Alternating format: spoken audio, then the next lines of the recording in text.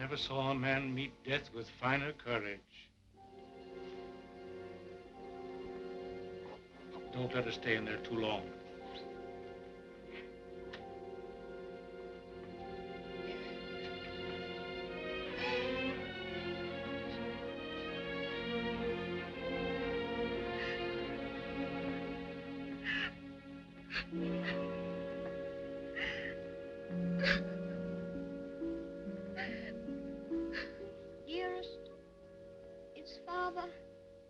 Is Father well now? Yes, dear. He's well. He's quite well. But we have no one left now but each other. No one at all. My baby.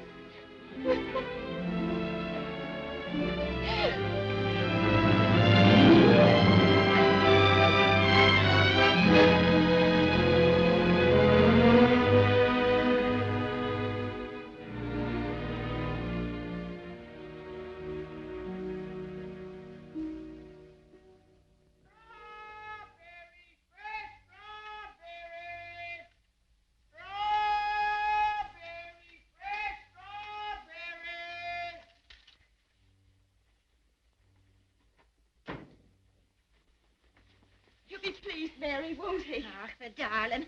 To think of him getting the like of that for his birthday. Sure, he'll be the happiest boy in all Brooklyn till he falls off of it. Yeah.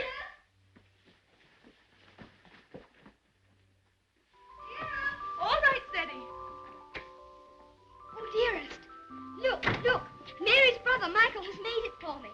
And Mary's given me this book. It's The Adventures of Robin Hood and His Merry Men. Listen. Back varlets, touch maid Marian at your peril. However many you be, I defy you all. See, dearest, you're maid Marian, and I'm Robin Hood. They crowd around you. I'll never leave your side, however many there are. Oh, now, dearest, you cry out, help me, Robin Hood. Help me, Robin Hood. Help. Varlets, no, I've got help. There. Oh. Isn't that? You like it? Oh, my. Of all the events in my life, this is the most magnificent. Do you really like it, darling? It's what you wanted? It's exactly what I wanted. Oh, I do hope it is. Only you will be careful, won't you, and not let it run away with you or anything. I suppose I'm about the safest bicycle rider in the whole of Brooklyn. Do you mind that now, huh? No? Can I ride it now, dearest? Can I go now? Oh. I can't wait 1 minute. Mr. Hobbs has to see it, and Dick. Can I go now, dearest? At once? Yes, dear, only do be careful. Oh, dear. There we are. Let's go. Steady, do be careful of the streetcars if you should get off the sidewalk. Wait a minute. Yes. Goodbye, dear. Goodbye. Oh, be careful, be careful.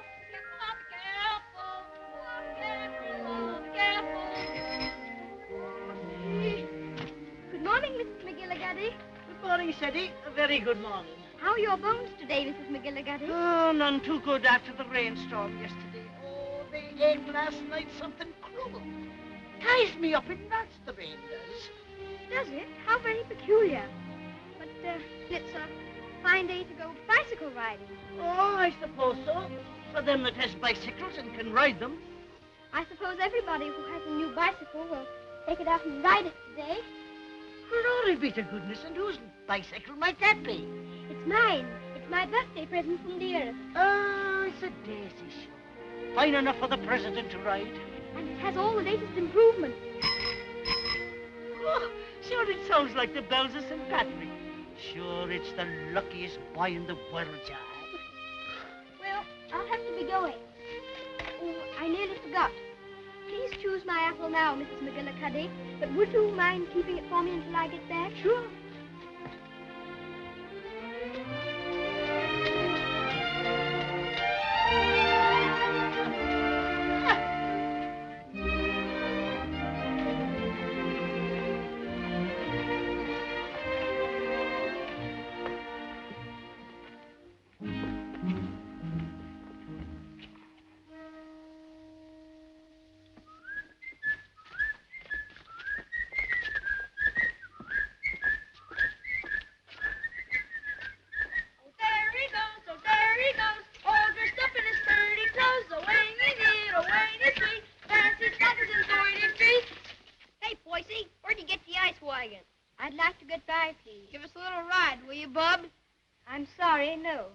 Scared I'll get it dirty? No, but I'd rather write it myself. All right.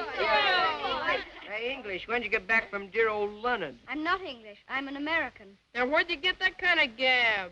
My father was English, if it's any of your affair. Ooh, does your mother know you're out? Don't you dare talk about my mother. Mama's pet. Mama's pet. Mama's pet. I think you'd better take your hand off that wheel. Want to make anything out of it? I want to make you get out of the way.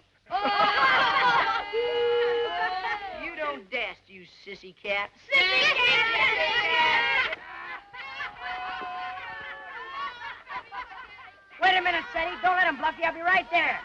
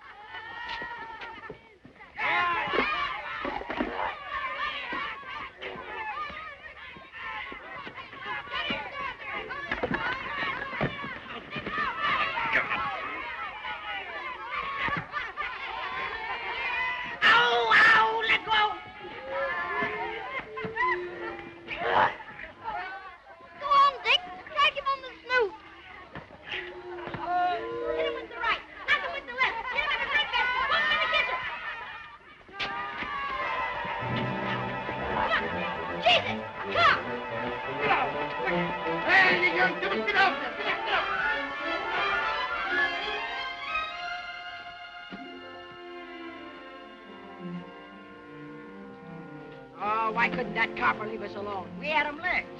Thanks terribly for coming to my rescue, Dick. Oh, next, that makes us even for me giving you the mumps. They didn't even scratch it. Gee, Willikers, where'd you swipe that? The heiress gave it to me. Isn't it magnificent? It's a Lollapalooza. I want you to be the very first person to ride on it. Oh, thanks.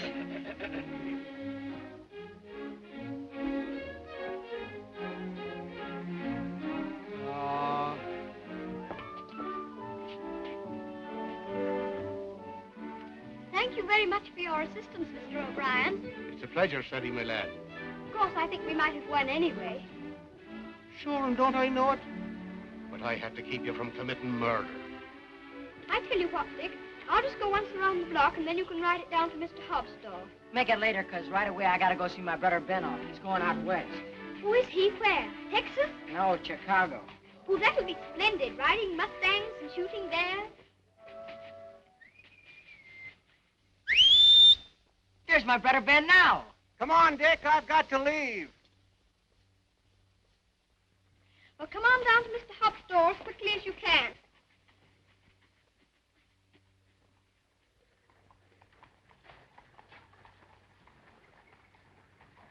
What do you say to a little birthday party?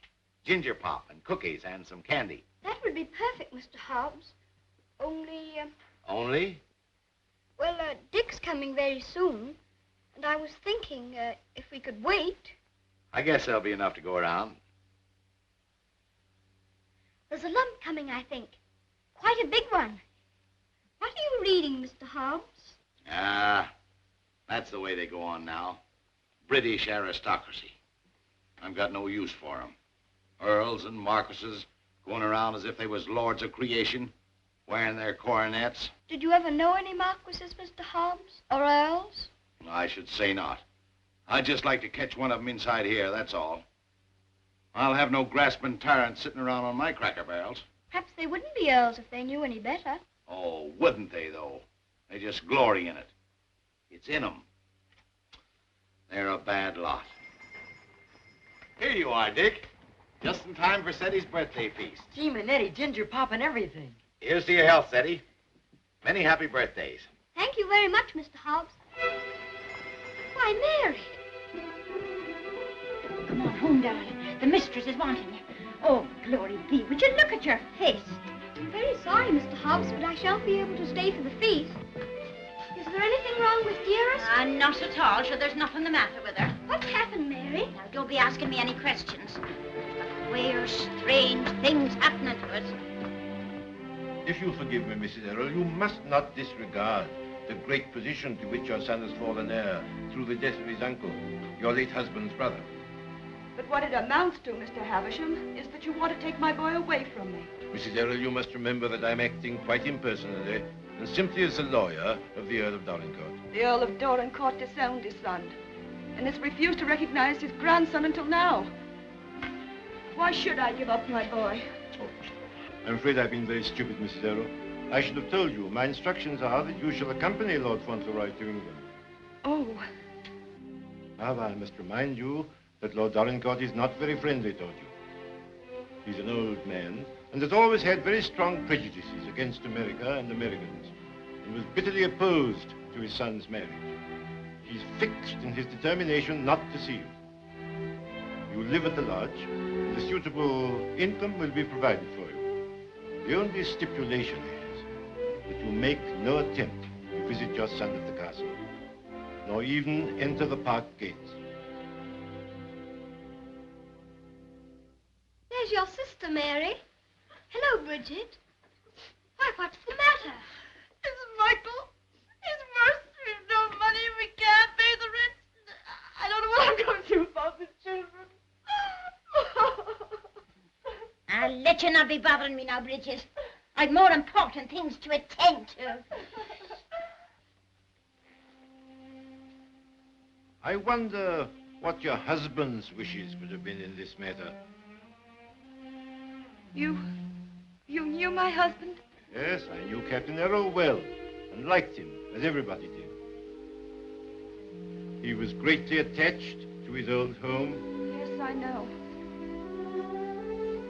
He, above everyone, would have appreciated what this means to your son, the very great advantages he'll have. Yes, you're right. My husband would have wished it. Mr. Havisham, I must ask you to let me tell Ceddie about this in my own way and in my own time.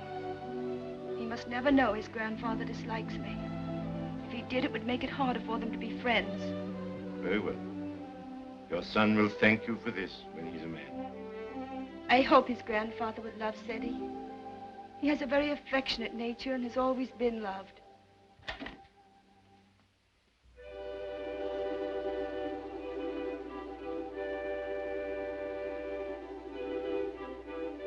This is Mr. Havisham, dear, whom your grandfather has sent to see us, all the way from England.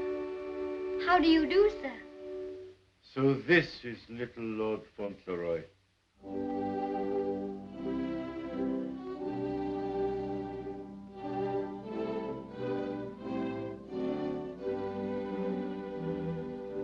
You see, dear, your grandfather has no more children now, and he's very lonely. So he wants us to go and live with him in England. Because he's an earl, and you are his heir, you will have a new name, Lord Fauntleroy. And someday you will be the Earl of Dorincourt. Oh, dearest, do I have to be an earl? None of the boys are earls. Can't I not be one? I'm afraid it can't be helped, dear. Just think, dear, soon we'll be starting for England. Do we have to go to England, dearest? I'd much rather not. Oh, what will Mr. Hobbs say?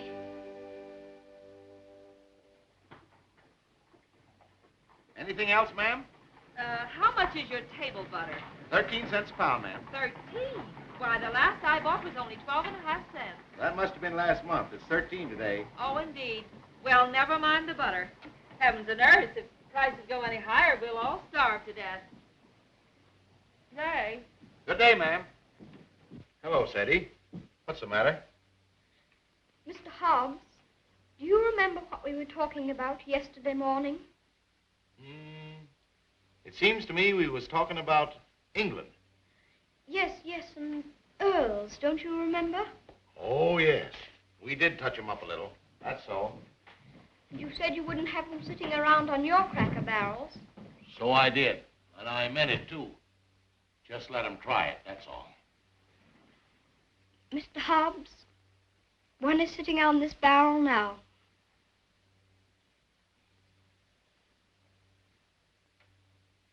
What? Yes, I am one. Or I'm going to be. I won't deceive you, Mr. Hobbs. It's the heat.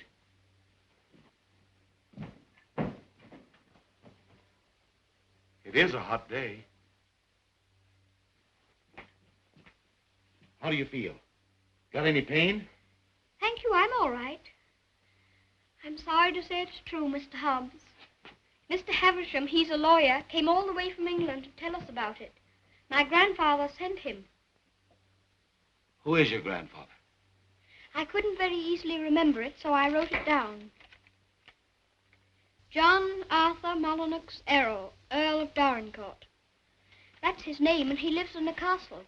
2 or 3 castles, I think. All his sons have died now. That's why I shall be an earl. Now I'm Lord Fauntleroy. Well, I'll be jiggered. One of us has got a sunstroke. Oh, no, we haven't. We'll have to make the best of it, Mr. Hobbs. What did you say your name was? Cedric Errol, Lord Fauntleroy. Well, I am jiggered. Well, you always did talk more English than American. You think there's no getting out of it? I'm afraid not, Mr. Hobbs. Dearest says that Father would wish me to do it. But if I have to be an earl, I can try to be a good one. I'm not going to be a tyrant, Mr. Hobbs. And if there's ever to be another war with America, I shall try and stop it.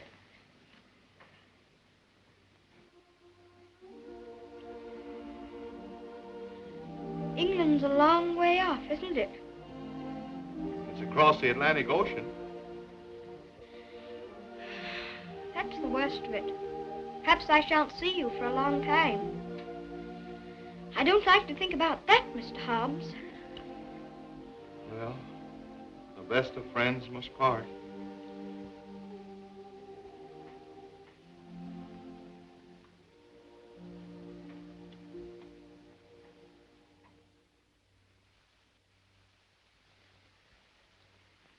I'm afraid, Mr. Havisham, our American food must seem very strange to you. A little, ma'am. I find that muffins are biscuits and biscuits are cookies. But the cooking's excellent. And after all, it's the company that makes a meal exquisite, not the food. Thank you, Mr. Havisham. When you're an earl, you'll give splendid dinners in one of the most beautiful castles in England. Do you know, I'm not sure I know exactly what an earl is. And I think if anybody's going to be one, he ought to know, don't you? Would you mind explaining it to me? Well, someone is made an earl generally because he's done some service to his sovereign or some great deed. Oh, that's like the president. Oh, is it? Is that why your presidents are elected? Yes, sir. When a man is very good and knows a great deal, he's elected president. Then they have torchlight processions, and bands, and everybody makes speeches. I used to think perhaps I might like to be president, but I never thought of being an earl. No, being an earl is rather different from being a president. An earl is generally of very ancient lineage. What's that? Very old family. Extremely old. Oh, that's like the apple woman. She's 100, I should think. She's of such ancient lineage, it'll surprise you how she can stand up. I used to feel sorry for anyone who's so poor and has such ancient lineage. She says hers has gone into her bones, and the rain makes it worse. When I said ancient lineage, I didn't mean old age. The first Earl of Dorincourt was created an earl hundreds of years ago. Well, that was a long time ago, wasn't it, dear? Yes, dear. Many earls have been very brave men and have fought in great battles. I should like to do that myself. My father was a soldier and a very brave man, as brave as George Washington. I'm glad earls are brave. That's a great fountain. Would you excuse me a moment, please? There's someone I must see. Oh, certainly, of course. There's another advantage of being an earl. Some of them have a great deal of money. That's a good thing to have. I wish I had a great deal of money. Do you? Why? Well, there's so many things a person can do with money.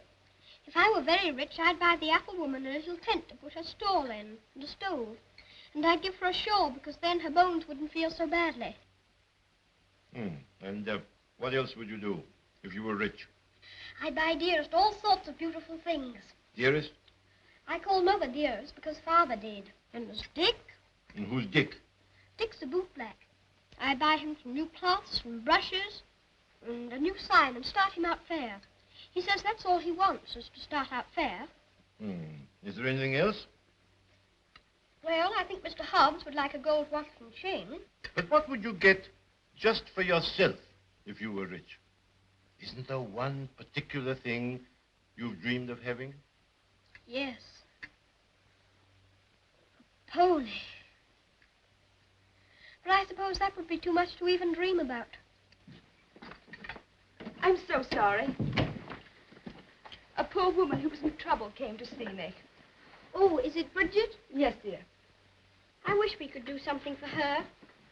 She has 6 children, and her husband is out of work. He has inflammatory rheumatism, and that's the kind of rheumatism that's dreadful. Before I left Dorincourt Castle, the Earl said that if you expressed any wishes, I was to gratify them and give you anything you desired.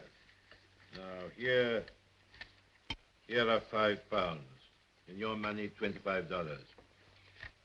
If you have any desire to assist this poor woman, I'm sure your grandfather would wish it. Can I have it now? Can I give it to her this minute? May I be excused, please, dearest? Yes, Eddie. Bridget! Bridget, wait a minute. Here's some money. My grandfather gave it to me. It's for you. That's a great deal of money, Mr. Havisham. We've never had very much. I'm just beginning to realize the great power Eddie will have. Such a child still. I'm a little afraid. I think from what I've seen of him, that you have nothing to fear. Oh, I hope not. He mustn't be spoiled by all these wonderful changes.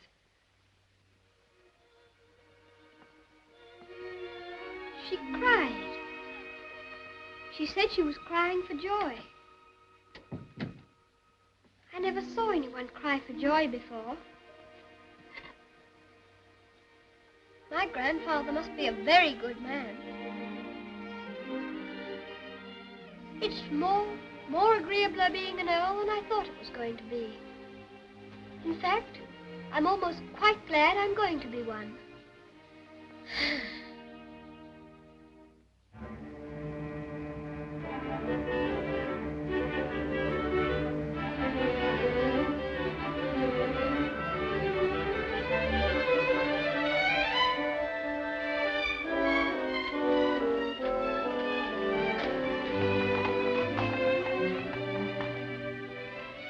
We always liked that little house, didn't we, dearest? We always will like it. Yes, darling. Yes.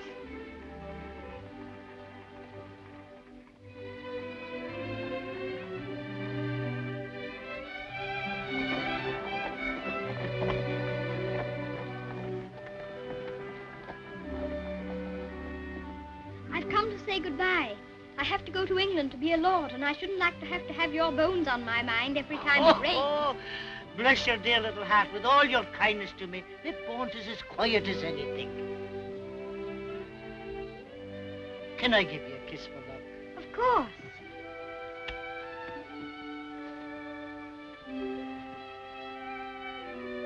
Here's an apple to eat on the board. Thank you very much. Oh, no, darling. Why should you pay? As my late husband used to say, this one's on the house. Thank you again. Well, goodbye. Goodbye, darling.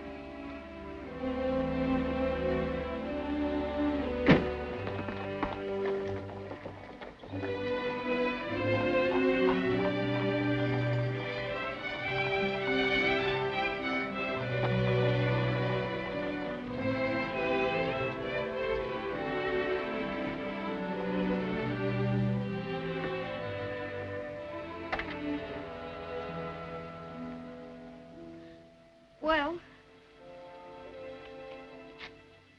Well, well, well, well, goodbye. I hope trade'll be good. Gee, if trade gets any better, I'll be rolling around in diamonds and pearls. That would be splendid, wouldn't it? I hope you have every sort of luck and happiness. Thanks, same to you, and I hope you think about us sometime when you're way over there, as they say, on foreign soil. I'll think about you all the time. And I'll write to you. And you must write to me. Here's where you send your letter. Gee, I wish you wasn't going away. Thanks, mister, for all the swell things you've done for him. He certainly deserves it. He's a game little kid. Gee, I almost forgot. Yeah, I bought this for you. It's a handkerchief. You can use it when you get among them swells.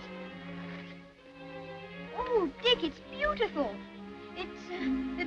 It's extraordinary. I'll use it always. Thank you, Dick. Thank you very much. Well, goodbye. Well, goodbye.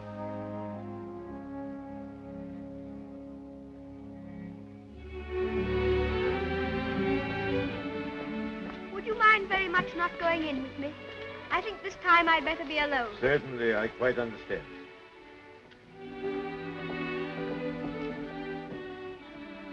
This is for you, Mr. Hobbs.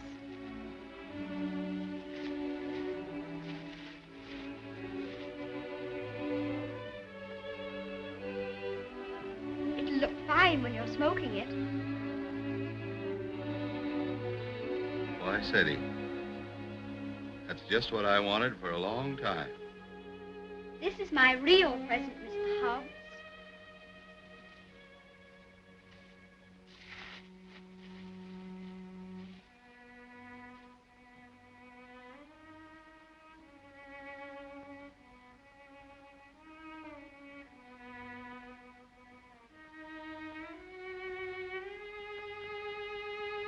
There's something written on it, inside the case.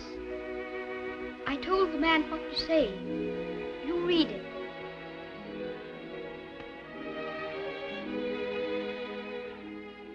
From his oldest friend, Lord Fauntleroy, to Mr. Hobbs. When this you see, remember me.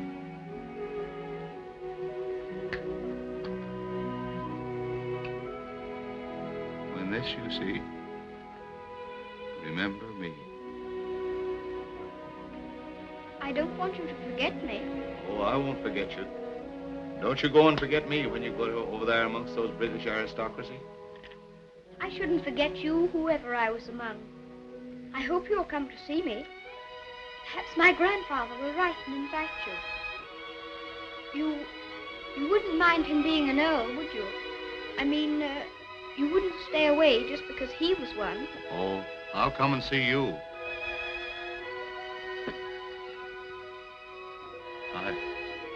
I won't be able to help myself.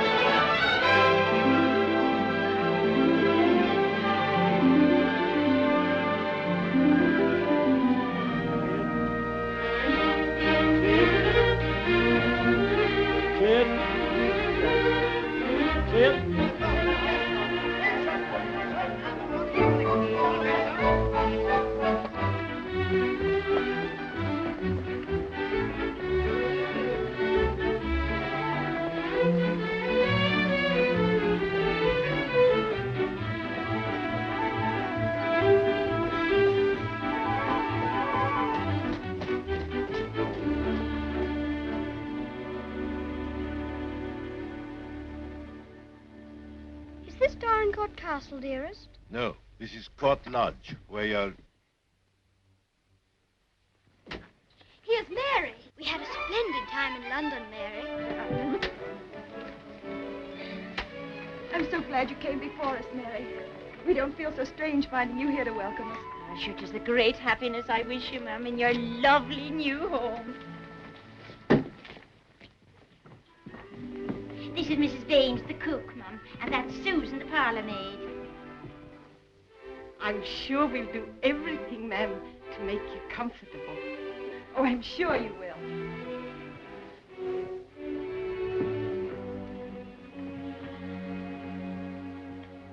I must say goodbye. The carriage is waiting to take me to the castle. I must tell the Earl of your safe arrival. He needn't go tonight. I'd so like to have him with me my first night here. No, I'm sure Lord Dorincourt won't expect his grandson tonight. Tomorrow will be time enough. I dread so to tell him that we're not going to live together anymore. I'm a coward, I know, putting it off so long, but it's the most difficult and most cruel thing I've ever had to do.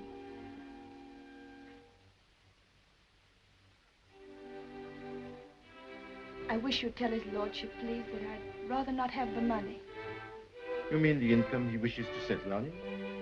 I have a little money of my own. It's quite enough to live simply on. I must accept the house, of course, because that makes it possible for me to be near Seti. I'm grateful to him for that, but... He'll be very angry. He won't understand it at all. I think he will understand. He must understand that I can't accept money from a man who hates me so much that he's separating me from my boy. I'll deliver your message.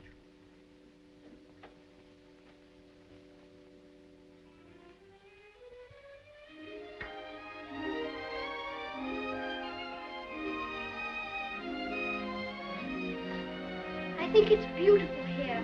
Don't you, dearest?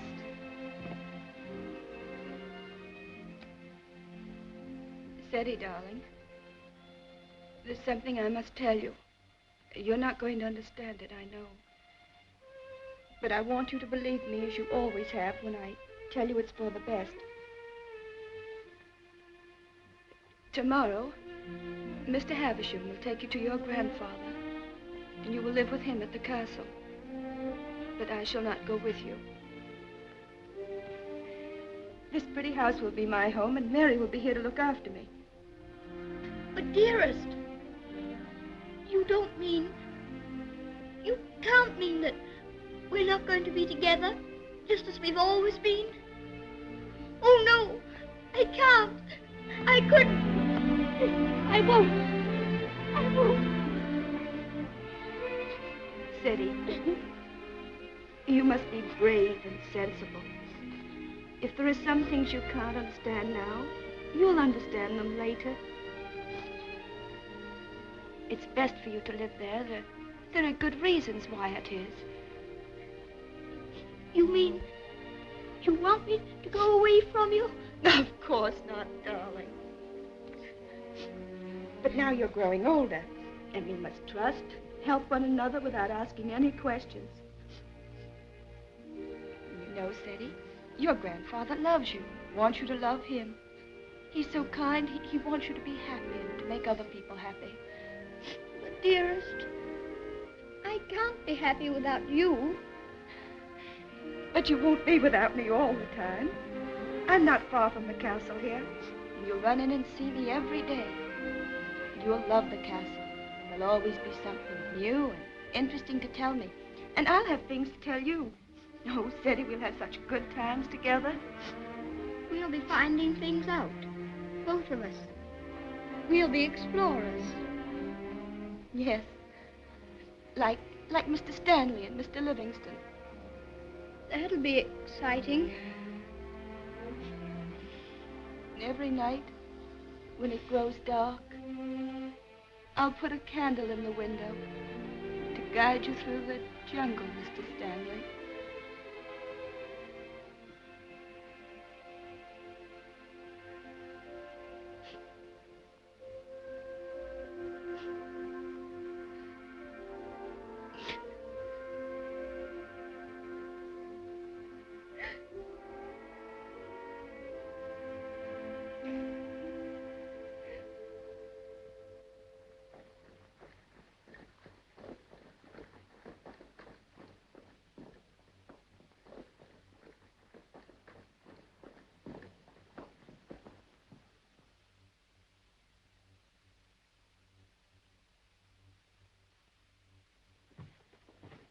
Ah, Newick. How's his lordship? Oh, he's in a rare mood this evening, he is.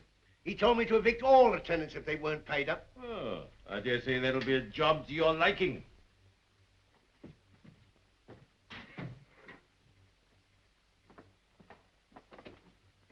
Oh, sir. Ah, Purvis. Glad to see you again. I'm very glad to see you, sir. Oh, idiot! Do what you're told. Bring what's ordered. Gout. Oh, yes, sir. These last few weeks have been the worst I've ever known, sir. I'm surrounded by a lot of incompetent nincompoops. Shut the door, you blockhead! I can't stand him no longer, Mr. Purvis. He's too much for any man. Cursing and swearing and calling people out their names like he does. And it ain't just today, it's every day. Thomas, you brought in the 63 port. He prefers the 51. How was I to know he didn't say? Fetch the other bottle. What business you got drinking port anyway in this condition? I can't feed and house every lazy lout in the parish, and I won't. You and your poor. I've had enough of them. But, my lord. Mr. Mordaunt is with him, sir. I said all I had to say, and now I say good night. Good day, my lord. Good day. Oh, how'd you do, Mr. Havisham? Mr. Mordaunt. Mr. Havisham, my lord.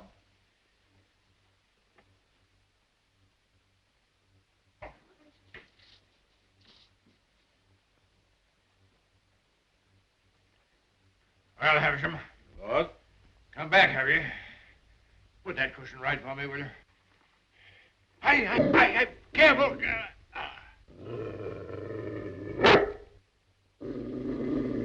What's full of hot needles? Well, what have you got to tell me? Lord Fauntleroy and his mother are at Court Lodge. They bore the voyage excellently and in good health. Ah. What else? His lordship remains with his mother tonight. I'll bring him to the castle tomorrow. Oh, go on. Tell me everything. What sort of a lad is he? Never mind about the mother. What sort of a lad is he, I say? It's rather difficult to judge the character of a child of 9. A fool, huh? Clumsy cub. I don't know much about children, but I thought him rather a fine lad. Healthy? Well grown, eh? Apparently healthy, quite well grown. Straight-limbed, well enough to look at. Rather handsome, my lord, as boys go. Ah. Although I'm scarcely a judge. I dare say you'll find him a little different from most English children. Oh, no doubt of that. American children are the most impudent and worst brought up in the world. I've heard that often enough. In his case, I would hardly call it impudence. The difference is, I think, that he's lived more with older people than with children. But I should call it a mixture of maturity and childishness. Exactly. Beastly, impudent, bad manners. That's what it is. I have a message to deliver from Mrs. Errol. I want none of her messages. The less I hear of her, the better. But this is rather an important one. She prefers not to accept the income you propose to settle on her. What's that? What do you say? She says it's not necessary. That is, the relations between you are not friendly. Not friendly? I should say they were not friendly. Mercenary, sharp-voiced American. Lord, you could hardly call her mercenary. She's asked for nothing. Ah, all done for effect. She thinks she can wheedle me into seeing her. Thinks I shall admire her spirit, but I don't. She shall have the money sent to her whether she likes it or not. She won't spend it. I don't care whether she spends it. She shall have it sent to her. She shan't tell people that she's got to live as a pauper because I'm doing nothing for her. Huh?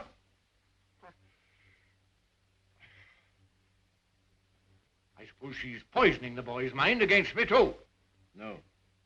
I have another message that'll prove to you she's not done there. I won't care.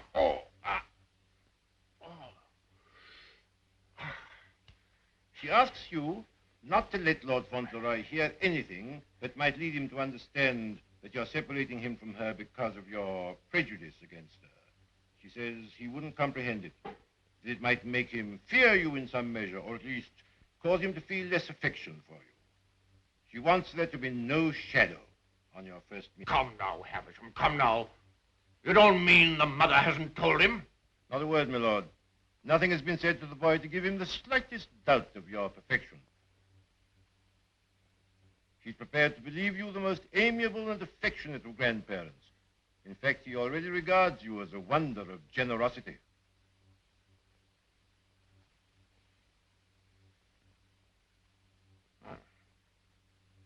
Huh?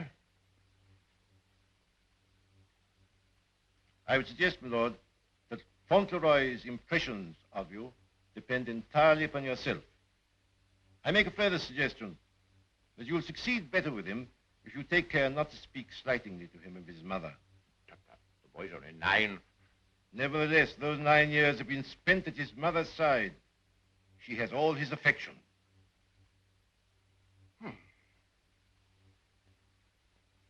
So he thinks me generous, eh?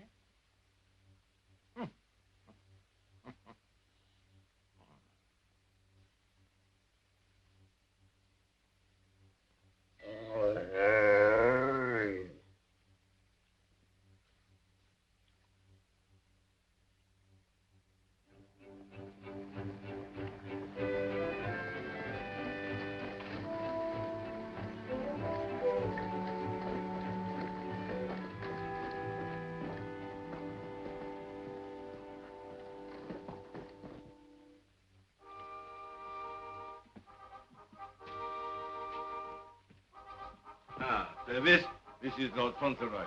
My lord. How do you do? Thank you, my lord.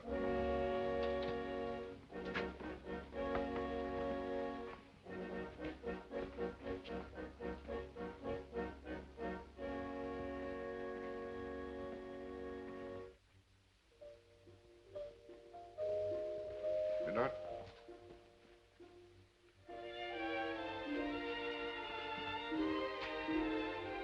Lord Fauntleroy, Mrs. Mellon. Lord Fauntleroy, this is Mrs. Mellon, the housekeeper. How do you do, ma'am? I shouldn't know his lordship anywhere, sir. He has the captain's face and way. Oh, was it you who sent the cab? I'm ever so much obliged to you, ma'am. How do you do? It's a great day, this, sir. Where's his lordship? In the library, sir. Lord Fauntleroy is to be sent to him alone.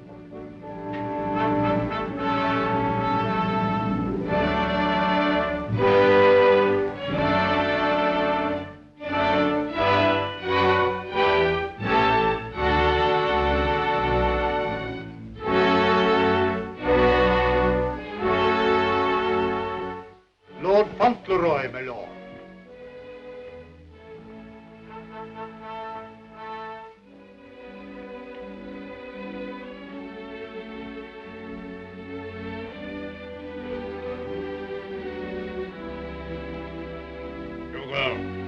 Come back, sir.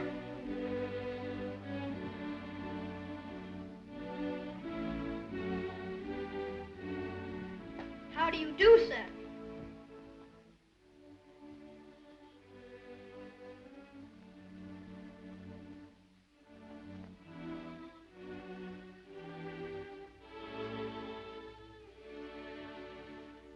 Are you the Earl? I'm your grandson that Mr. Havisham brought. I'm Lord Fauntleroy.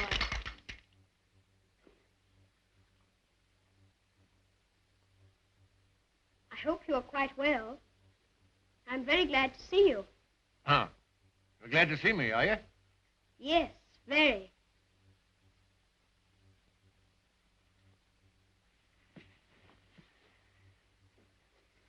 I kept wondering what you would look like if you'd be anything like my father.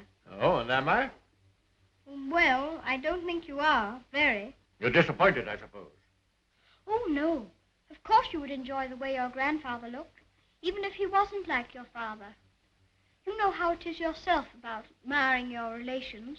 Eh? I'm not sure that I do. Oh, any boy would love his grandfather, especially one who's been as kind to him as you've been. Oh, so I've been kind to you, have I? Yes. I'm ever so much obliged to you about Bridget and the apple woman and Dick. Bridget? Dick? Apple woman? They were particular friends of mine. You know, they were the ones you gave me all that money for. The money you told Mr. Havisham to give me if I wanted it. Oh, the money you were to spend as you liked, eh? So you spent it all on these people, did you? Bridget, Dick, and the apple woman. Yes, and I gave Mr. Hobbs a gold watch and chain and a pipe. I put some poetry in the watch. It was, "When this you see, remember me." I'm going to miss Mr. Hobbs very much. Who is Mr. Hobbs? He was our grocer, Fancy vegetables and groceries, you know. He's my closest friend. Mr. Hobbs is a very clever man. Do you know he can recite the Declaration of Independence right through? Oh. What's the matter? I just remembered you might not like to hear about the Declaration of Independence. I forgot you were an Englishman. Huh? You forgot you were English too, didn't you? Oh, no, I'm an American. You are English. Your father was an Englishman. I was born in America. You have to be an American if you're born in America. You don't... I beg your pardon for contradicting you. Mr. Hobbs says that if there's ever to be another war, that I should have to be an American. But I promised him that if there were to be another war, I should try to stop it. You would you? Dinner is served, my lord. Now, be careful, man. Be careful. Careful, man, careful. Oh. Would you like me to help you? You can lean on me, you know. Once when Mr. Hobbs hurt his foot with the potato barrel falling on it, he used to lean on me. You think you could do it? I think I could. I'm very strong. I'm 9, you know. You lean on your stick on one side and on me on the other. Well, you may try. Just lean on me. I'll walk very slowly. Don't be afraid of leaning on me. I'm all right, if it isn't a very long way. You see that old fellow in red velvet? He was the 10th Earl of Dorincourt. King George I decorated him for services during the war with Spain and Austria. He was tremendously strong. Could bend a bar of iron between his hands. You get your strength from him. How very interesting. Did you ever try putting your foot in hot water and mustard? Mr. Hobbs used to. Arnica is a very good thing, too, they tell me. Oh, thank you. I'll try it.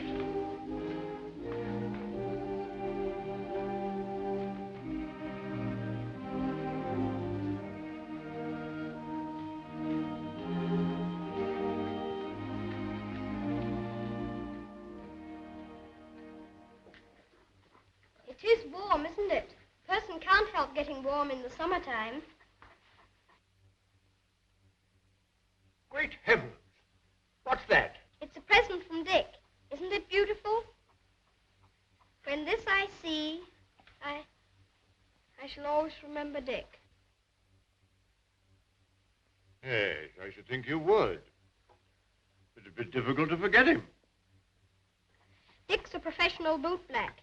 You'd like him. He's so square. Square? Yes.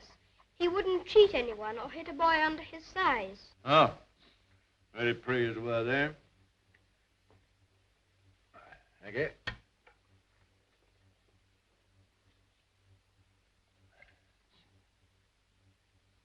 What's the matter?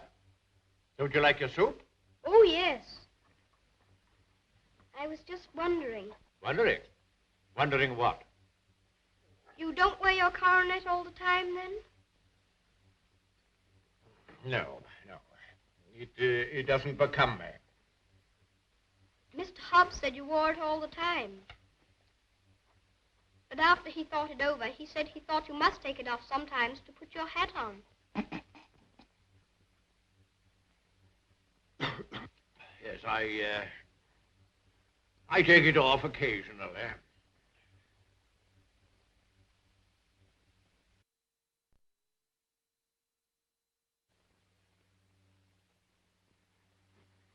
You must be very proud of your house. I never saw anything so beautiful. But it's a very big house for just 2 people to live in, isn't it? Oh? You think it's too large? Well, I was only thinking that if 2 people lived in it who were not very good companions, they might get a little lonely sometimes. Thank you. Do you think I shall make a good companion? Yes, I think you will. I think you should be almost as interesting as Mr. Hobbs. Huh. Mr. Hobbs and I were very great friends. He was the best friend I had, except...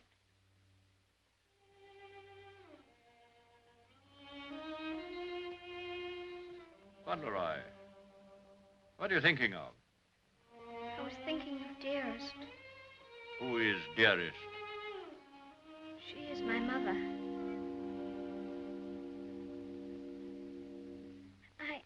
I think I'd better get up and walk up and down.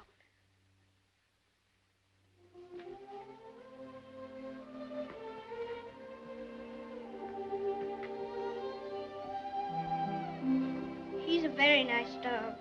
He's my friend. He knows how I feel. How do you feel?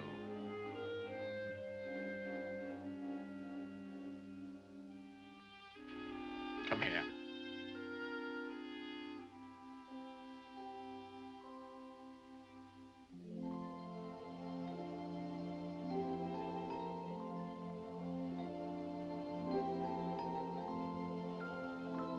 You see, I never was away from my own house before. It makes a person feel a strange feeling when he has to stay all night in another person's castle instead of his own house. But Dearest is not very far away from me. She told me to remember that. And after all, I'm 9, you know. And I can look at the picture she gave me. Look, you press the spring and it opens, and there she is.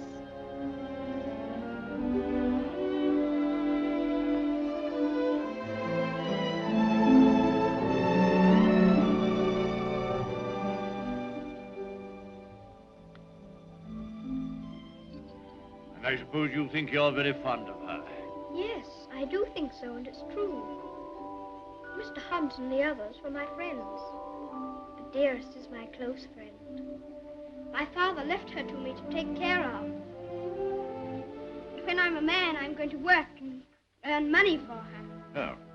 What do you think of doing? Well, I did think of going into business with Mr. Hobbs. But I should like to be president. We'll send you to the House of Lords instead. Well, if I couldn't be president, and if that's a good business, I shouldn't mind. The grocery business is dull sometimes. Yes, so the House of Lords. But it's the business that every Earl of Dorincourt goes into. I shall have to talk to Dearest about it.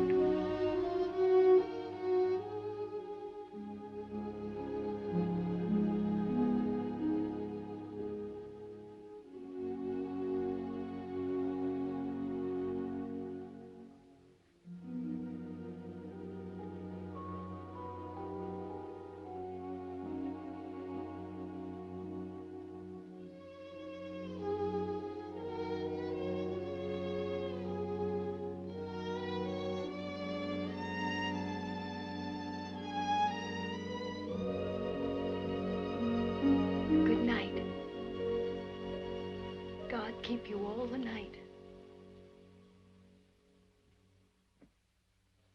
Morning, Thomas. Good morning, sir. His lordship? In the library, sir. And such goings on I never heard in all my life. Would you think it'd be all right for me to see him? Oh, yes, sir. He's expecting you.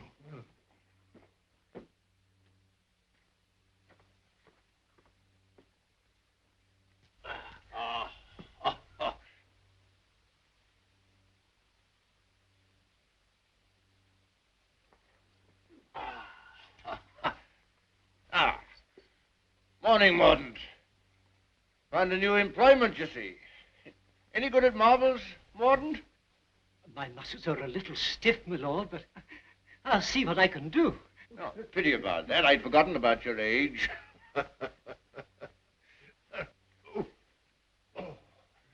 This is the new Lord Fauntleroy. Fauntleroy, this is Mr. Mordaunt, rector of the parish. I'm very glad to make your acquaintance, sir. I'm delighted to make your acquaintance, Lord Fauntleroy. Well, what is it this morning, Mordaunt? Who's in trouble now? It's one of your tenants, my lord. Higgins of Edge Farm. York has told him that if he doesn't pay the rent, he must leave the place. He's a bad tenant. Always behind, York tells me. He's devoted to his wife and children. If the farm is taken from him, they may literally starve. That's like Michael. Huh? I forgot we had a philanthropist here. Come here. What will you do in this case? Well, if I were very rich, I should let him stay and give him things for his children. Nonsense. You're Lord Fauntleroy. Time you learn to deal with these situations. You can write, can't you? Yes, but not very well. Well, go over to the desk and write Newick his orders.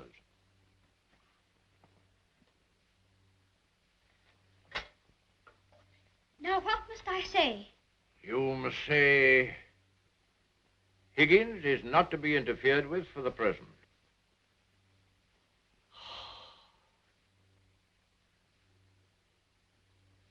And sign it Fauntleroy.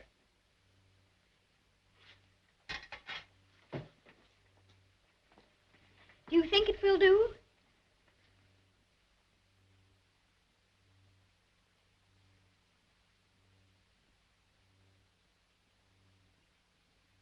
Yes. Higgins will find it entirely satisfactory. Mr. Hobbs always signed his letters that way, and I thought I'd better say please. Is that exactly the right way to spell interfered? Well, it's not exactly the way it's spelled in the dictionary, but... I was afraid of that. Yes, Higgins won't complain of the spelling. I think you must be the best person in the whole world. Don't you, Mr. Mordaunt? I shall write and tell Mr. Hobbs. Oh, and what'll you tell him? I shall tell him I think you're the kindest man I ever heard of, and that you're always thinking of other people and making them happy, and that I hope when I grow up I shall be just like you. Just like me. There you are, Mordaunt. Take that with you. I will indeed. This is good news. Thank you, my lord. Oh, don't thank me. Thank Fauntleroy. Thank you. Goodbye, sir. Goodbye.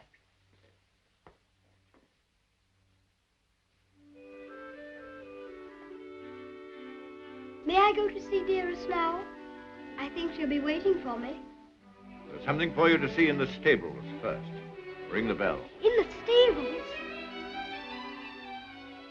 If you please, I'm very much obliged, but I think I'd better see it tomorrow. She'll be expecting me all the time. Ah, very well. We'll order the carriage. And you don't care to see what's in the stables? Oh, I do, I do. Oh, it doesn't matter. It's only a pony. Pony? Whose pony is it? Yours? Mine? Yes. Oh, I never thought I'd have a pony. I never thought that. How glad Dearest will be. You give me everything, don't you? Wouldn't you like to see it? Of course I want to see it. I want to see it so much I can hardly wait. But I'm afraid there isn't time. You must see your mother this afternoon. You can't put it off till tomorrow? Why, she's been thinking about me all the morning. And I've been thinking about her. Oh, you have you? I'll ring the bell.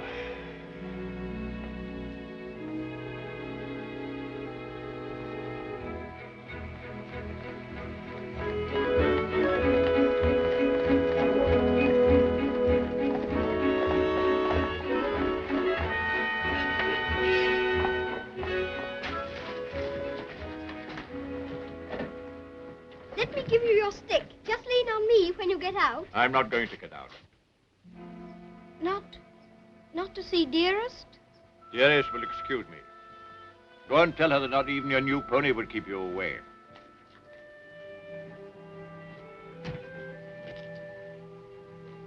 She'll be disappointed. She'll want to see you very much. I'm afraid not. The carriage will call for you as we come back. Drive on, Jeffries.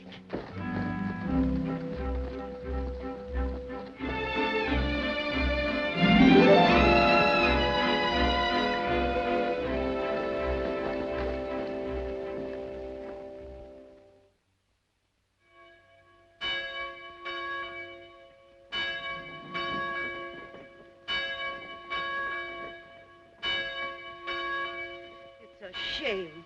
Parted from his own mother. Cook at Court Lodge was telling Sarah she'd never have worked for a sweeter lady than Mrs. Errol. The letter was written by the little gentleman his own self, signed with his name to. Fauntleroy, as large as life. The little precious. Aye, that's the mother. Pretty young thing, too. Good morning, ma'am. Good morning. God bless you, ma'am. Thank you. Good morning, ma'am. Good morning. It's his lordship coming to services. That's a new notion.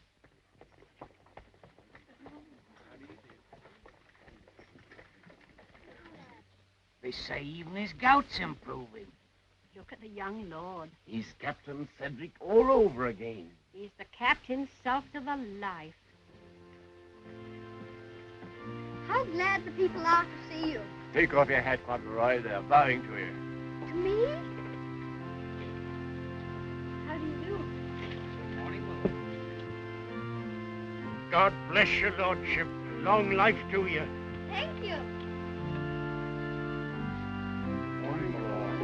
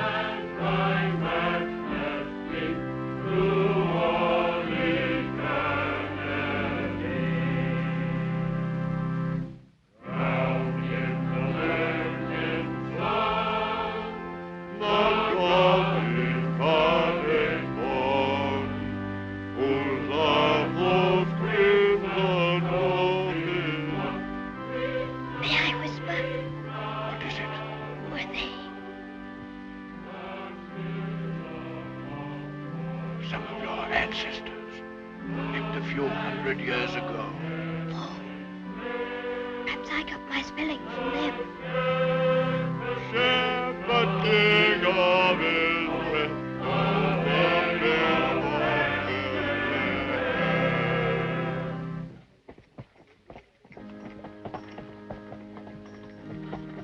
Well, Higgins?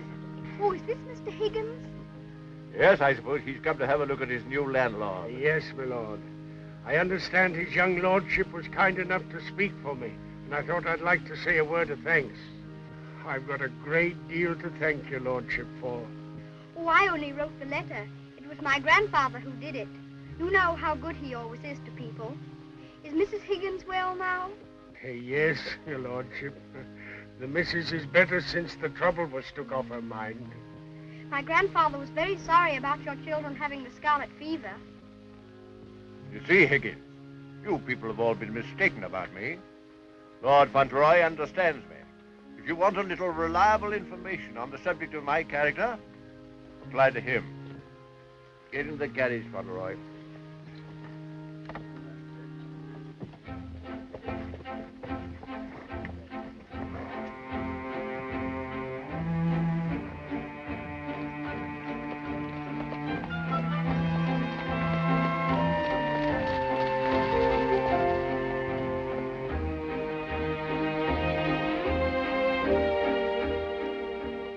Your mother very much?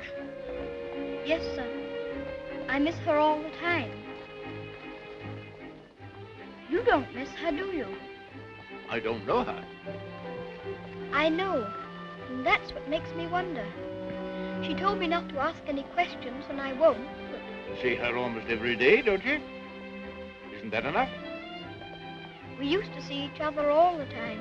And we could tell each other things without waiting. Well, don't you ever forget about her? No, sir, never. I shouldn't forget about you, you know.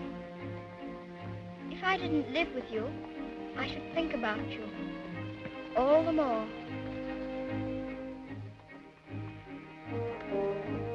On my word, I believe you would.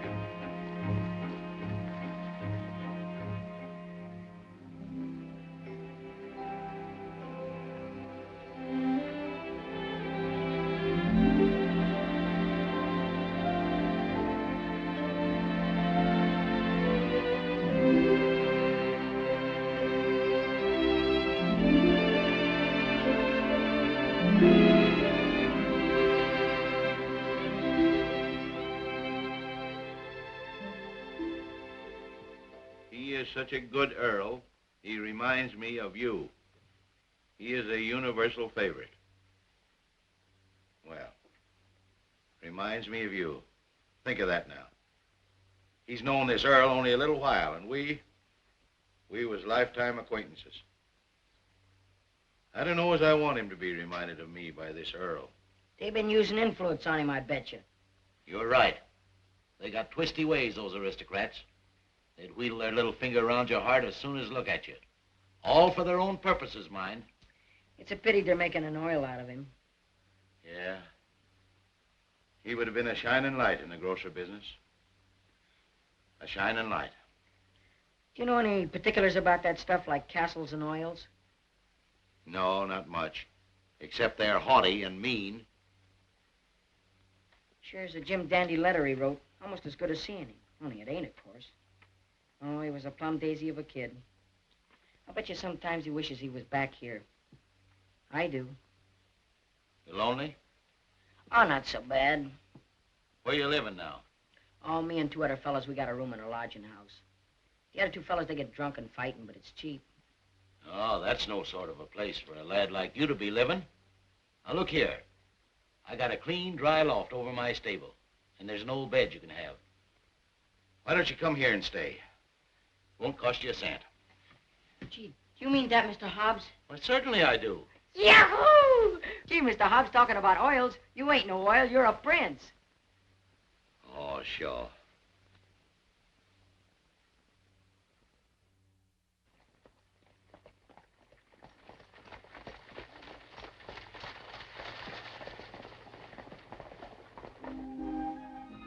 I wonder whether he will have an American accent. My dear, won't it be interesting if he has the Dorincourt eyebrows? When do we see the mother? Shh. I believe she's supposed to be kept in the background.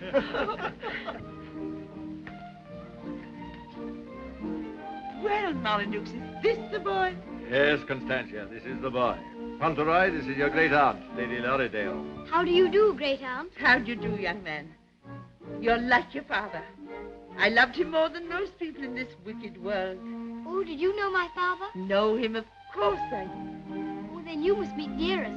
She will enormously like to talk to you about him. You see, I was the only one she could talk about him to who knew him. And I was so small when he was... Yes, Fauntleroy, this is your great-uncle, Sir Harry Lorridale. How do you do, sir? Here you're fond of horses. I'll confess to you, Constantia, that what you'll probably see for yourself. There's a risk of my becoming rather an old fool about him. Becoming? By the way, the mother, what does she think of you? I don't know. I haven't asked her. You must come over to Lorridale Park one day and see us. There are some new cocker puppies in the kennels. You shall have your pick. Oh, thank you very much indeed, Uncle. Only Dougal might be offended. You see, he's very fond of me, and I really shouldn't like to hurt his feelings. Hurt his feelings. That's a good one. Did you hear that, Conrad? Hurt his feelings.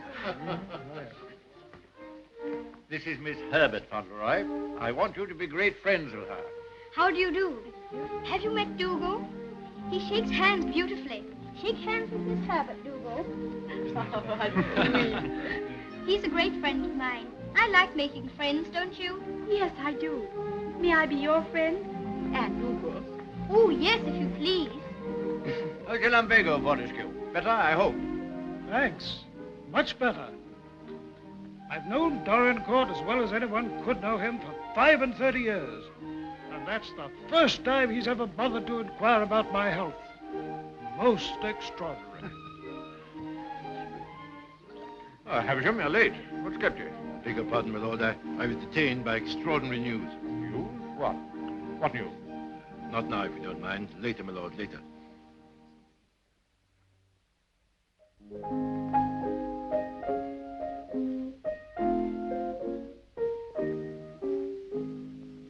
The young May moon is beaming, love. The glowworm's laugh is gleaming, love.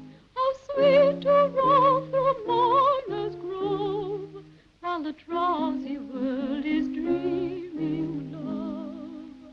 And awake till rise of sun, my dear, the sage's glass will shun, my dear. Or in watching the flight of bodies of light, he might happen to take thee for one, my dear. Charming, charming. What a sweet song. Delightful, my dear. Thank you, my dear. Thank you. Do you like music? Yes, I like it when you sing it. Dear my Lord Fauntleroy, why do you look at me so? I was thinking how beautiful you are. Oh, Fauntleroy, make the most of your time. When you're older, you'll not have the courage to say that. Nobody could help saying it. Don't you think she's pretty, too?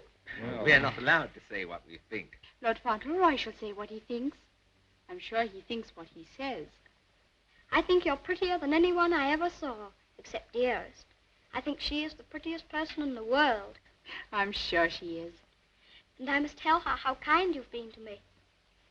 I never was at a party before, and I've enjoyed myself so much. Oh, I beg your pardon.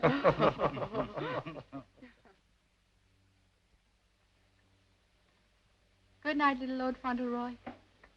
Sleep well. Thank you very much.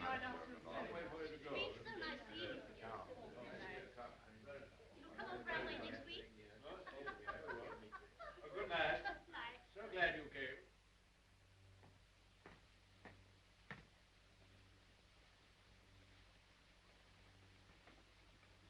Well, Havisham, what the world's the matter? Something serious must have happened to make you behave like this. What is it? It's bad news. The very worst of news, my lord. I'm sorry I have to be the bearer of it.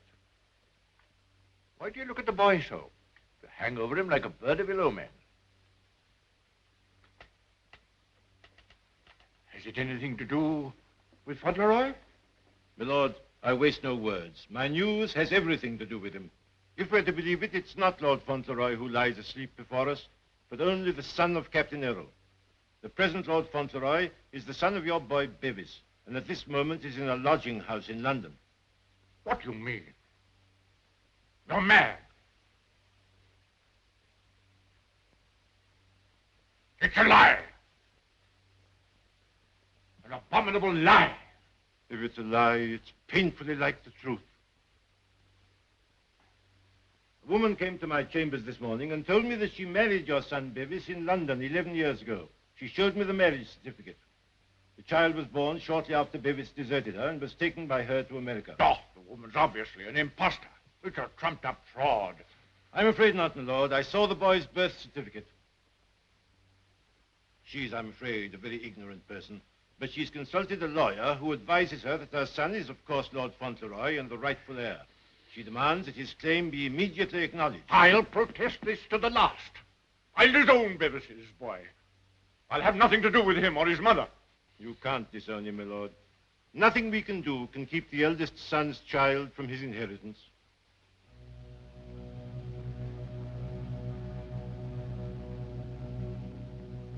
The woman you say is an ignorant, vulgar person, eh? She can hardly spell her own name. She's obviously uneducated and openly mercenary. And I objected to his mother. I suppose it's retribution. If anyone anyone had ever told me I could be fond of a child, I wouldn't have believed them.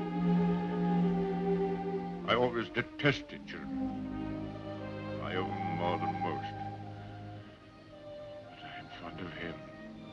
And oddly enough, he's fond of me. You know, Havisham, I'm not popular. I never was.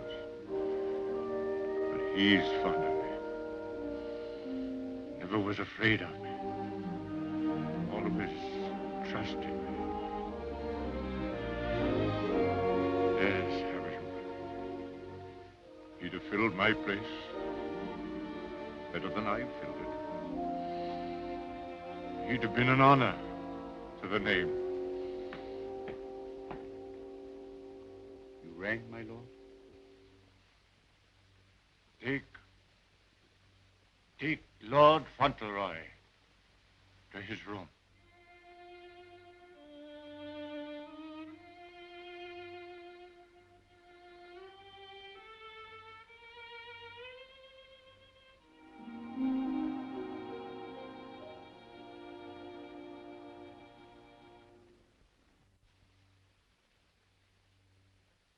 What a pity. The boy's a thoroughbred if ever there was one. I suppose you may say it's a judgment on Molyneux. But that boy, the first human being he ever loved. Will Molyneux take the case to the courts, do you think? Can't tell. He's obstinate enough. Courts are the devil. You go in with your best suit, buckles on your shoes, and come out as nature made you. Bless my soul, Constantia. Whoever would have dreamed that I'd have felt sorry for the old boy? I wouldn't have minded our having a boy like that, Harry. Yes. Better luck for us, old girl, if we had. Huh? I'll tell you one thing. If his little lordship loses his title, the village loses the best friend it has. Aye, that's right. And I'll tell you another thing. It'll drive the Earl mad if this goes wrong for him. Why, he's been so proud of the boy, you'd hardly believe it if you knew him for what he was before. And the new one's no lady, that's sure. Bold-faced thing, that's what she is. A dark-eyed, brazen-faced wench. Yes, the Earl come in now with Mr. Havisham.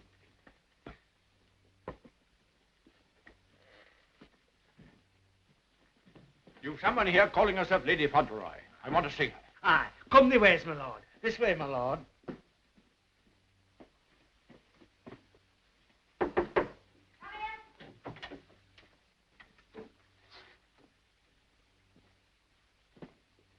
Earl of Dorincourt.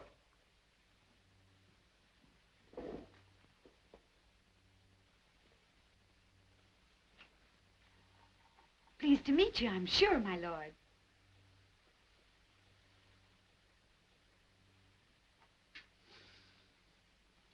Bevis?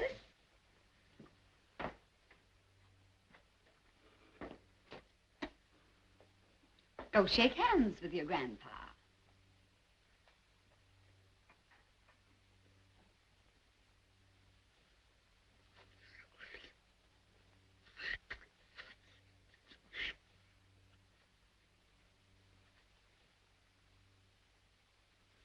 So that's the way you're going to treat your grandson, is it? Ah, you needn't try to look so fierce about it. He's your grandson, all right. Yes, my lord. We have proof of the young gentleman's birth. He is the son of the late Lord Fauntleroy. Allow me to introduce myself. Joshua Sneyd, at your service. My card. I've already had the pleasure of making Mr. Havisham's acquaintance. Lady Fauntleroy has placed all the evidence in my hands. I can assure you, my lord, it is sufficient to justify her case should it come into court. But may I suggest that we come to an arrangement and settle this matter amicably on a friendly basis? Friendly? Ha! Look at him staring at me as though I was dirt. Me, his own daughter-in-law. Oh, your son Bevis married me, all right. And a fine rotter he was. But he was the father of my boy, and I can prove it. Lady Fauntleroy, please. You may think you can fight me, but a lot of good it'll do you. They don't love you around here, and you know it. I've heard plenty about you and your dirty, snobbish pride. Plenty of pride you'll have when I'm finished with you. Unless you want to climb down off your high horse and get reasonable with your own flesh and blood. Lady Fauntleroy... You shut up. I'll stop at nothing, do you hear? I'll drag this case through every court in the land. I'll let the whole world know what you are. You and your precious son, Bevis, deserting me and his own child, a babe in arms. How I've suffered, heaven only knows. And you standing there looking at me and my boy as if we was scum. You ought to be ashamed of yourself. You say you married my eldest son. If that's proved to be true, the law's on your side. In that case, your son will be Lord Fauntleroy, and you will be provided for. But I warn you, the matter will be sifted to the very bottom. I'll only add that I want to see nothing of you or your boy as long as I live. After my death, you can, unfortunately, do as you please. Yes, you're exactly the kind of person that I should have expected my son, Bevis, to choose.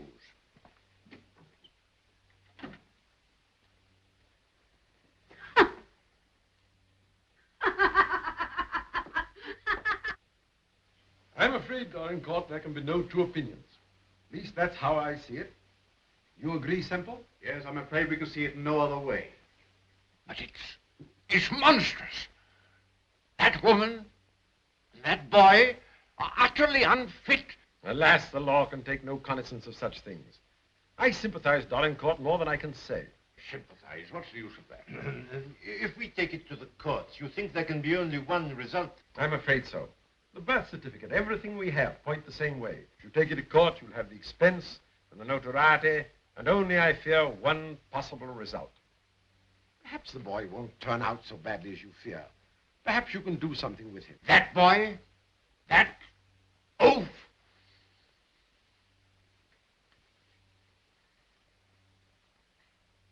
With the other one? Yes. I have no other course but to accept your judgment. Come, Havisham. Thank you, Lord. And you, Mr. Semple.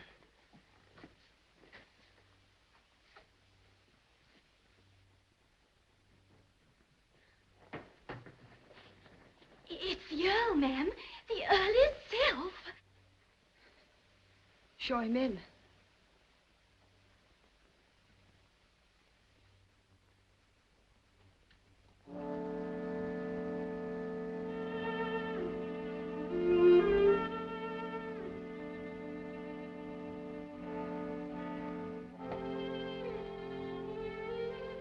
Mrs. Errol, I believe.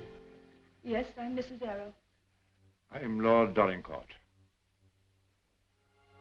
The boy is very like you. People have often said so. I'm glad to think he's like his father, too. Yes, he is. Like my son. Won't you sit down? Thank you.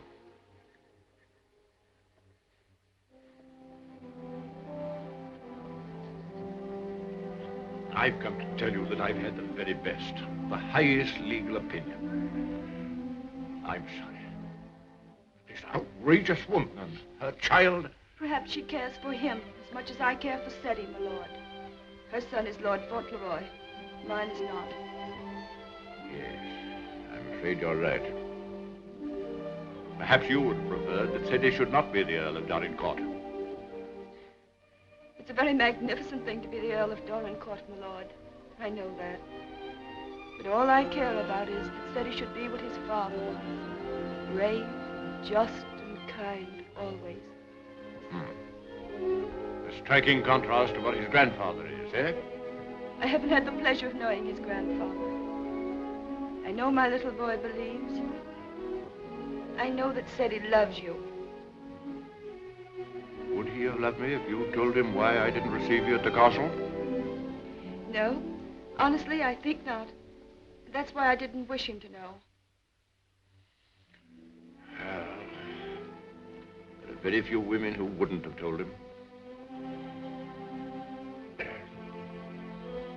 Yes, Seddy is fond of me. And I'm fond of him. I can't say that I was ever fond of anyone before.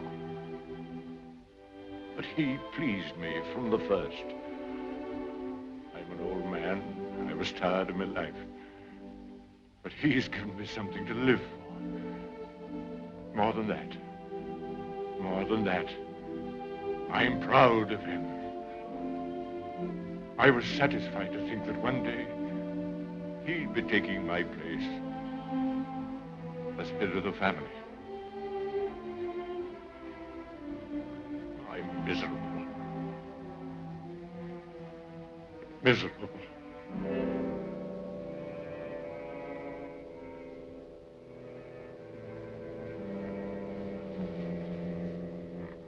Please sit down. You've been so much troubled, you must be tired. And you need all your strength. Thank you.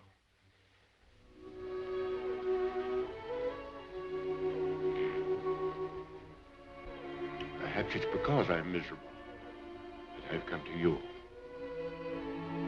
I used to hate you. I've been jealous of you. This wretched, disgraceful business has changed all that. After seeing this repulsive woman who... Well, I felt it would be a relief to come to you. I'm an obstinate old fool, I suppose. I know I've treated you badly. But I've come to you because the boy cares for you. And because I care for him.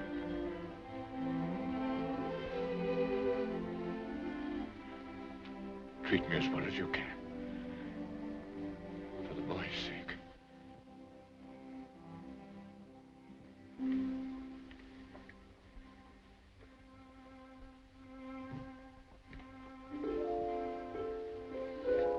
Whatever happens, he shall be provided for. Sadie shall be taken care of now and in the future. Always. Thank you. You like the house? Oh, very much. It's a cheerful room. May I come back again and talk this matter over?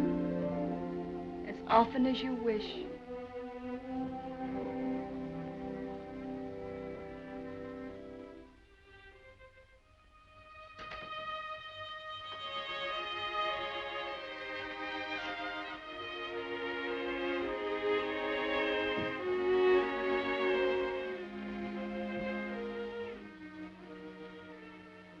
Heard bad news, haven't you?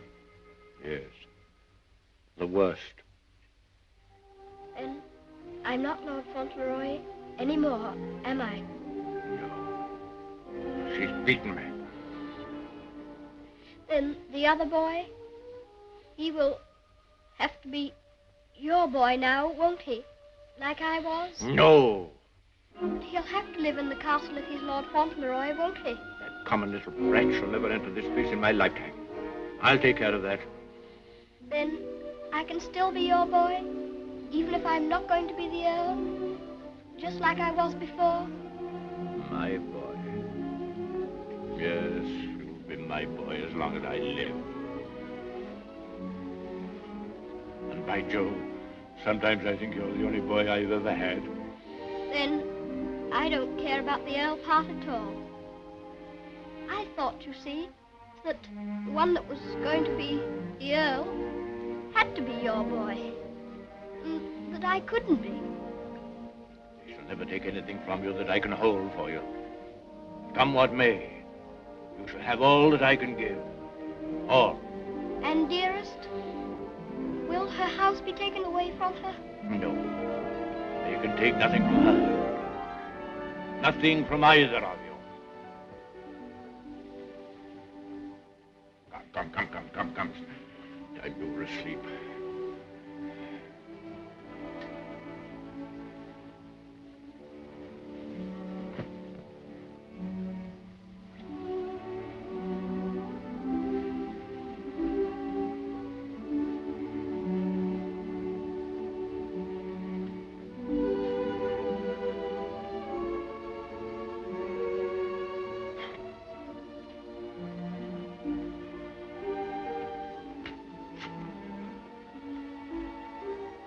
Good night, Grandfather. Good night, my boy.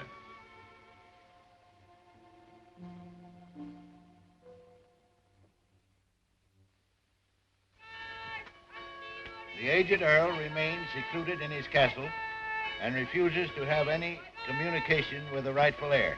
Oh, we know that stuff. They've been printing that for the past weeks. Is there anything new about SETI? Yes, here it says, the prospects do not look very bright for the false claimant, Cedric Earl of Brooklyn. Well, I'm jiggered. At last, they've succeeded in robbing him out of being an earl. I thought you was against oils. So I am.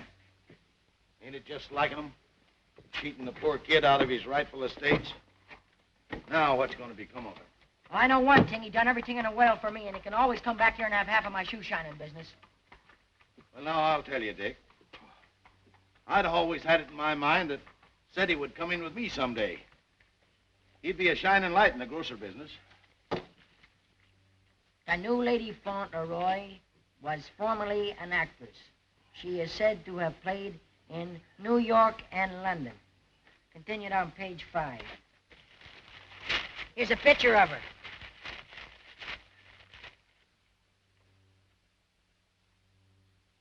Holy mackerel. What's the matter? Here, look at this. It's her. Her? She ain't no aristocrat, she ain't. I know her as good as I know you. It's Minna, Ben's wife. Your brother? Sure. You mean it's some kind of hocus pocus? Sure I do. Well, I'm jiggered. She was married before, but I never heard of her having no other kid but Ben's kid. You mean the one Ben went out to Chicago to look for? Sure. Maybe she had another kid in England. Maybe she did and maybe she didn't. We'd ought to do something about this. You're dead right we oughta. But we got to get the proper advice. Gee, I wished I knew Alderman Murphy. I know Alderman Murphy. You do? Yeah, come along. Let's go right now. Them Earls, they've always had a spite against us Americans ever since the Revolution. What a place. What a hole. I'm sick to death of it. Cooped up here, week in and week out with nobody to talk to. You're complimentary. I wasn't meaning to be. And grateful. You're getting your money, aren't you? Business is business, you know. Business. I'm sick of business. I want some fun. Why don't you go up to London for a while? London? Not on your tintype. Nothing would please that old devil up at the castle better than to see me clear out. Well, I'll stay here in this rotten country pub. You've lived in worse places in your time, I've no doubt. That's none of your business. You keep a civil tongue in your head or I'll hand you your walking papers. I wouldn't. What do you mean? Just what I said. I wouldn't try anything like that, Minna. I'm Lady Fauntleroy to you. Come in. Why, it's Lord Dorincourt. Why, this is a pleasure, a real pleasure, I'm sure. Won't you take a... Hello, Minna. Why, hello, Dick.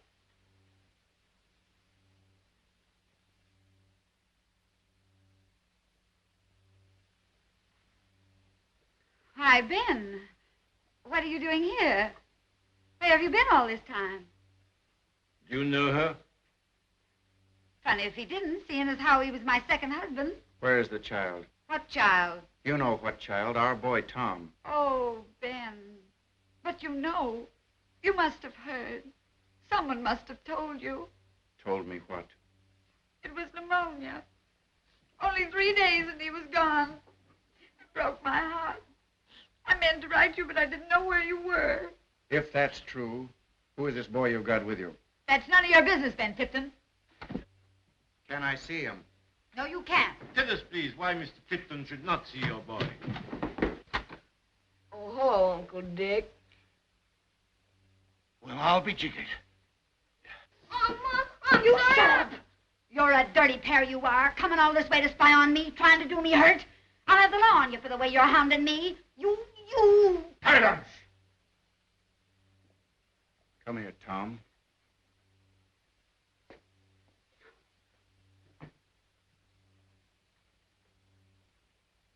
I knew nothing of this, my lord, I assure you. There's a little matter of a forged birth certificate. But I swear to you... Oh, never mind, Havisham. I've had enough of this. Too much. The sooner the pair of you are out of this country, the better. Come on, Havisham. You'll be sorry for this, you will. It's prosecution, that's what it is. It's robbery.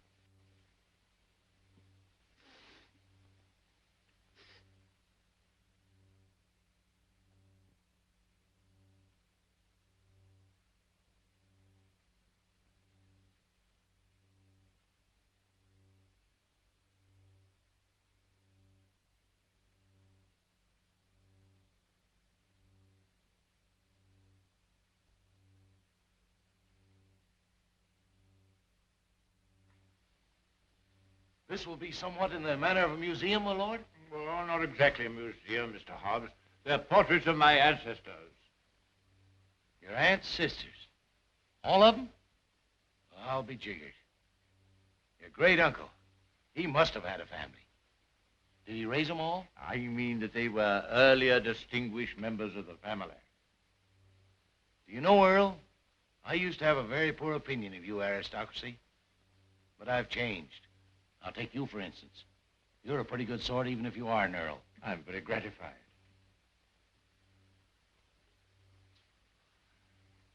A bit gay, wasn't he? Yes, that's why I have the gout, Mr. Hobbs. Oh. And they was all Earls, and said he's going to be one, and own all this. And he'll be worthy of it, Mr. Hobbs.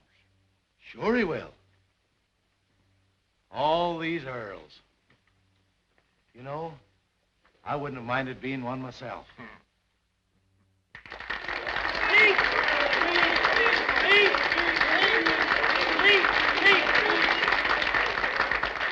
Thank you very much. It's such a lovely day. I always like having birthdays, but never one so much as this because you're all so kind to me. My grandfather wants everybody to be happy and comfortable, and I'll want it too when I'm grown up. I think that's all because I'm not very good at making speeches, but I must say that I'm very much obliged to you for liking my birthday. Ripping little nipper. Ain't he a daisy? I'll bet you boys elect him king someday. I didn't know the little fella could talk so good. Why, he makes a better speech than Alderman Murphy. By Jove. Well, I'll be jiggered. And I've another birthday present for you. Another one besides all the things this morning? Yes, the best of them all. Oh, dearest! Oh, dearest! Oh, dearest, I was wanting you here. I was wanting you here so terribly much. Were you, darling? Fauntleroy, your mother's come to live with us in the castle. To live with us? To live with us for always? Are you sure you really want me? We've always wanted you, but we weren't exactly aware of it. Well, Mr. Hobbs, it's so nice having you here with us. I dread to think of you ever going back to America. Not to live there. Not to live there. America's a good enough country for them that's young and stern, but there's faults in it. There's not an aunt's sister among them, nor an Earl.